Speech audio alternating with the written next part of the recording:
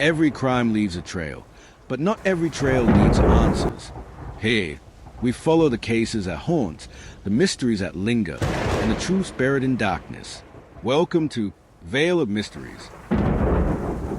The true story of the serial killer who hunted at midnight. When the clock strikes midnight, most of us are deep in sleep. But for one city in the late 1980s, midnight became the most feared hour of the night. A serial killer prowled the streets, patient and precise, striking in silence when the world was at its most vulnerable. They called him the Midnight Hunter. This is his story, how he rose from the shadows, how investigators tried to stop him, and the chilling truth of the man who hunted when the world was asleep. The first murder. Crestwood was a quiet place, families knew their neighbors, doors were often left unlocked. That sense of safety was shattered on June 14, 1987, when 29-year-old schoolteacher Martha Kellerman was found dead inside her locked home. There were no signs of forced entry. No fingerprints. The only clue was the clock on her nightstand, turned backward and frozen at midnight. Detectives were baffled. At first, many thought it was a burglary gone wrong, but the strange ritual of the clock suggested otherwise. The pattern emerges. Weeks later, another victim, Eleanor Briggs, 64 years old. Found strangled in her living room. Her wristwatch? Stopped at exactly midnight. By the time the third victim appeared, a college student named Daniel Rhodes, investigators knew this wasn't random. The killer wasn't choosing victims by type, age, or gender. The connection wasn't who they were, but when they died. Each killing occurred between 11:50 p.m. and 12:10 a.m. A precision window. The media gave him the name, the Midnight Hunter. The city in fear. Panic spread like wildfire. Families bolted doors, installed alarms, and bought watchdogs. Churches began holding candlelight vigils. Neighborhoods formed patrols, armed with flashlights and baseball bats, roaming the streets near midnight. But no matter how prepared the city became, the Midnight Hunter struck again and again, always slipping away into the dark. Survivors described fleeting glimpses.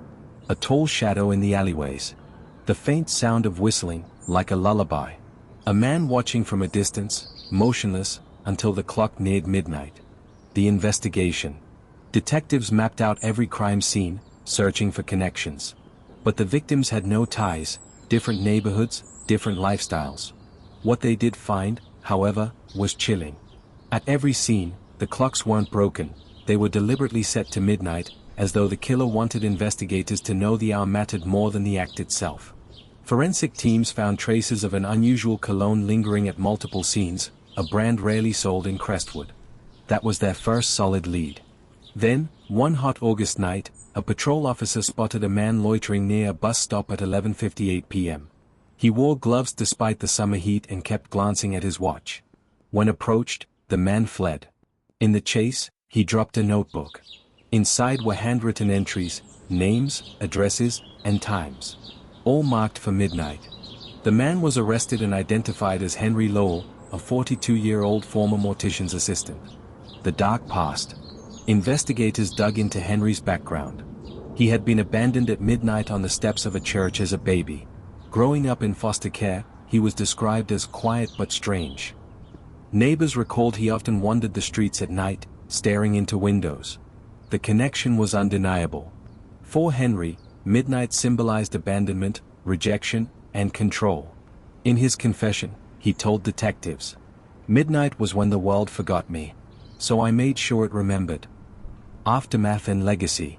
Henry Lowell confessed to only a portion of the murders, leaving investigators convinced he hadn't acted alone.